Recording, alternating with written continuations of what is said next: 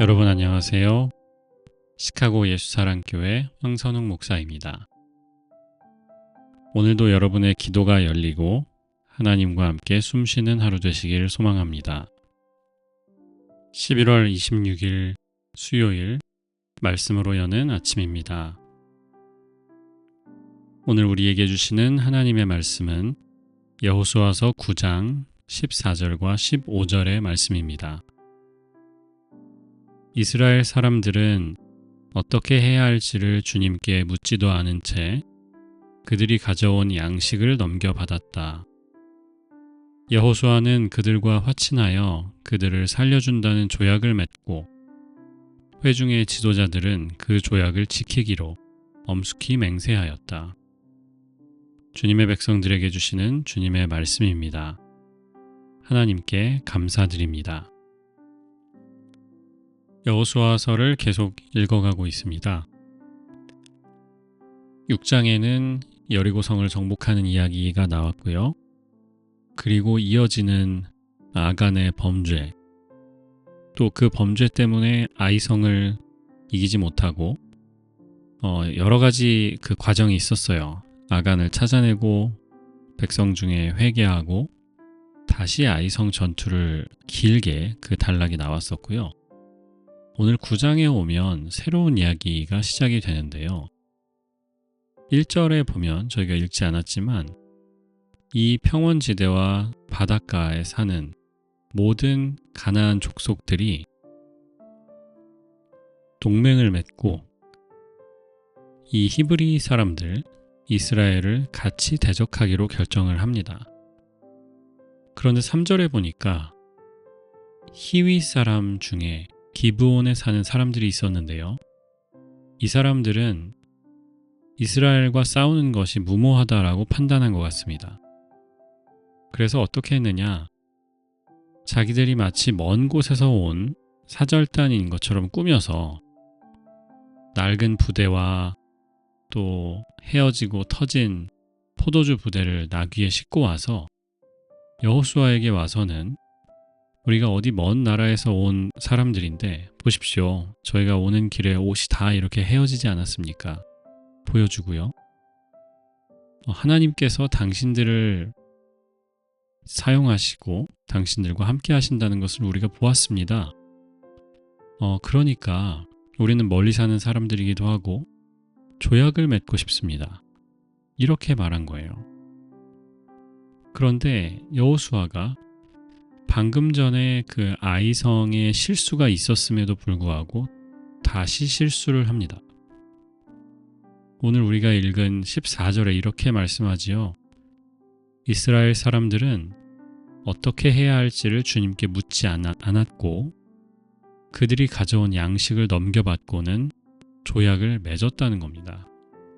제가 얼마 전에도 말씀드렸었는데 영사관에서 그 영사인 척 하면서 전화가 온다고 말씀드렸었잖아요.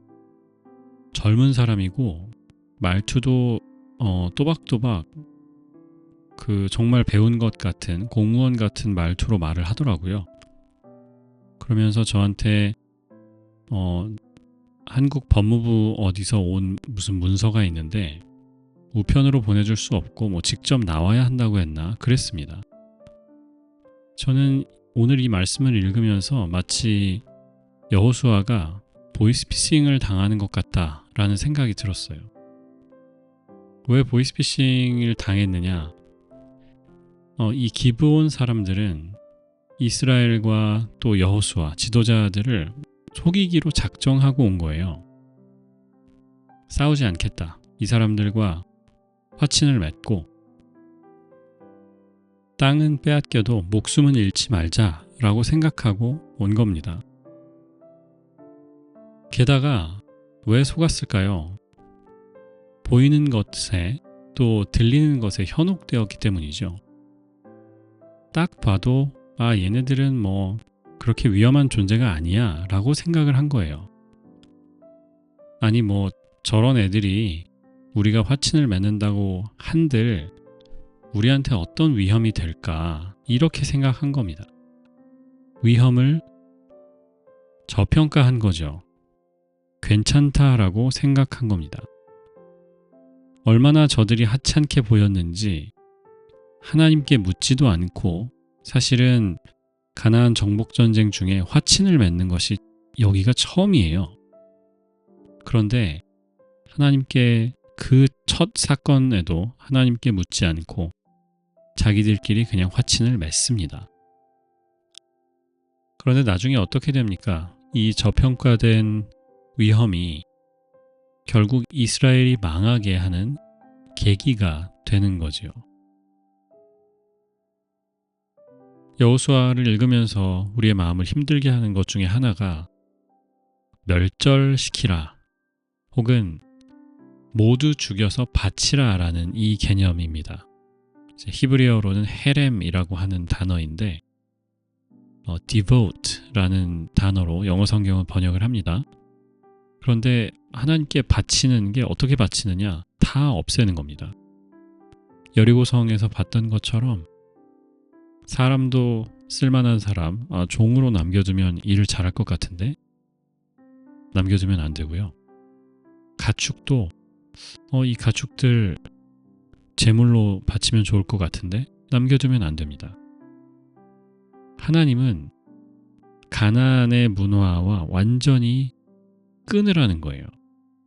그 땅만 차지해야 하는 것이고 그곳의 문화나 종교나 우상 숭배 혹은 그곳에 행해졌던 악한 일들 이런 것들하고는 완전히 끊고 새로운 나라를 시작하라고 하시는 겁니다. 그러나 여호수아와 이스라엘은 오늘 이 위험을 저평가하고 자기들 마음대로 독단적으로 행동한 탓에 자신들의 미래와 후손들의 미래에 아주 좋지 않은 결정을 하고 맙니다.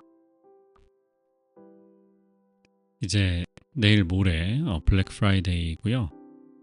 저도 이메일에 이게 뭐 딜이다, 뭐 어메이징 딜이다 이러면서 이메일이 계속 와요. 저는 또 궁금하니까 눌러보고 빠뜨리지 않으려고 하고 있고. 그런데 블랙 프라이데이에 사는 것들은 미국은 그게 참 좋잖아요. 내가 샀는데 마음에 들지 않아요. 이거 가격은 싸지만 별로 필요는 없을 것 같다. 품질이 좋지 않을 것 같다 하면 리턴하면 되거든요. 그런데 우리가 영적으로 혹은 우리의 삶에 내리는 어떤 결정 가운데 그 당시에는 보이지 않았던 어떤 결과나 영향이 우리 삶에 나중에 나타나는 경우가 있습니다. 오늘 말씀은 하나님께 물어야 한다라고 말씀해 주십니다. 보이는 것 혹은 우리가 느끼는 대로 그저 결정하지 말고 하나님께 여쭤보라는 거죠. 하나님 저를 어디로 이끄시겠습니까?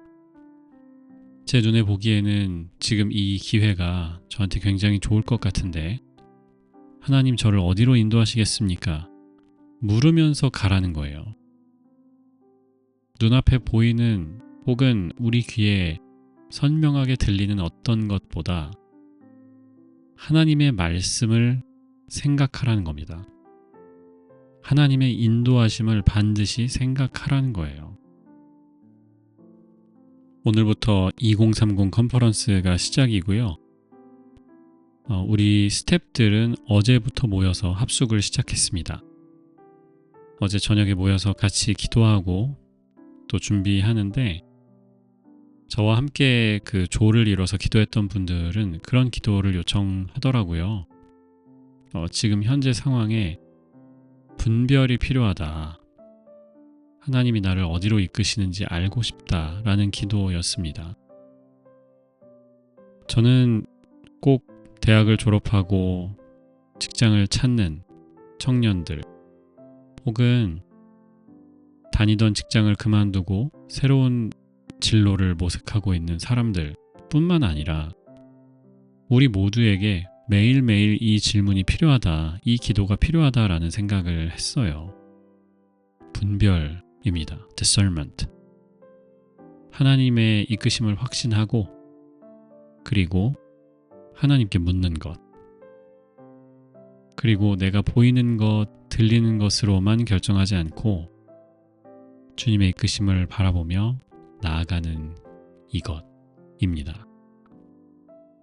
이번 연휴 동안 또 우리의 삶에 매일매일 이 분별이 있기를 소망합니다. 하나님의 말씀을 따라가는 가운데 우리가 내리는 결정들이 주님을 기쁘시게 하는 것들이 되기를 주님의 이름으로 축복합니다. 기도하겠습니다. 사랑의 주님, 우리에게 분별을 허락하여 주옵소서. 보이는 것에 휘둘리지 않게 하시고 주님께 묻는, 잠깐 멈추고 하나님께 나아갈 수 있는 지혜를 허락해 주시고, 그래서 우리의 삶에 주님의 인도하심을 날마다 체험하는 우리 삶이 되게 하여 주옵소서. 추수감사 연휴 여행하는 이들 위해서 기도하고 병상에서 회복 중인 이들을 위해서 기도합니다. 2030 컨퍼런스 참여하는 모든 이들 위해서 기도합니다. 주님, 우리와 동행하여 주옵소서. 우리 주님 예수 그리스도의 이름으로 기도합니다. 아멘.